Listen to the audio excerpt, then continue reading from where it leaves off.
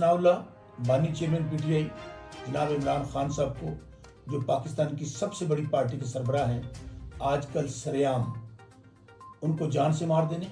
اور قتل کرنے کی دھمکیاں دے رہا ہے۔ رانا ثناءاللہ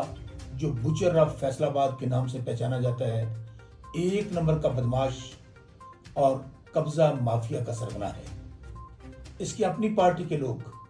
شیر علی یہ کہہ چکے ہیں کہ 20-22 لوگوں کو یہ قتل کروا چکا ہے۔ ماڈل ٹاؤن کے اندر جو قتل عام ہوا، بطور وزیر داخلہ پاکستان تحریک انصاف کے معصوم اور بے گناہ لوگوں پر یہ ظلم اور جبر کے پہاڑ توڑ چکا ہے۔ میری ریاستی اداروں اور عدلیہ سے گزارش ہے،